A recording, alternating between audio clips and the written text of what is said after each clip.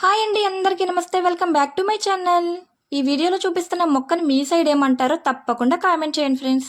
మా వైపు అయితే దీన్ని నూరు వరహాల చెట్టు లేదా రామబాణం మొక్క అని పిలుస్తామన్నమాట.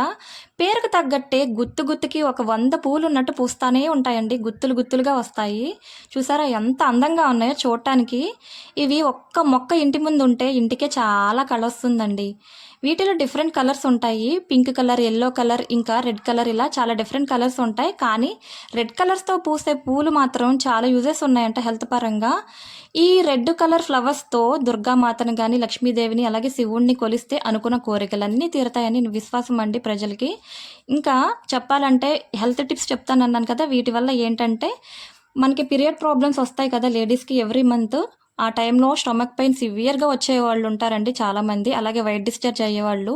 ఈ పూల కషాయాన్ని డికాషన్లా కానీ కషాయంలా కానీ కాసుకుని ఆ ఉన్న 3 days పెయిన్ ఉన్న రోజు మాత్రం తాగితే చాలా తొందరగా పెయిన్ రిలీఫ్ వచ్చేస్తుందంటండి.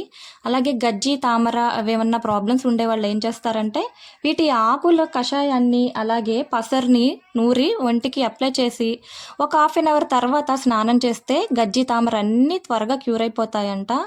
ఇంకా నులి పురుగులు సమస్యతో బాధపడే వాళ్ళు ఉంటారు కదా, వాళ్ళు ఏం చేస్తారంటే వీటి వేర్లని దంచి పౌడర్ చేసి కషాయం కాసుకుని తాగితే చాలా తొందరగా క్యూర్ అవుతాయంటండి. అందానికే కాదు ఆరోగ్యానికి కూడా చాలా ఉపయోగాలు ఉన్నాయి కదా. ఈ ప్లాంట్ ఇంటి దగ్గర ఉంటుంది కానీ మనకి ఇన్ని యూజెస్ ఉన్నాయని తెలియదు కదండి. వీడియో నచ్చితే ప్లీజ్ ఒక లైక్ చేసి నా ఛానల్ని సబ్స్క్రైబ్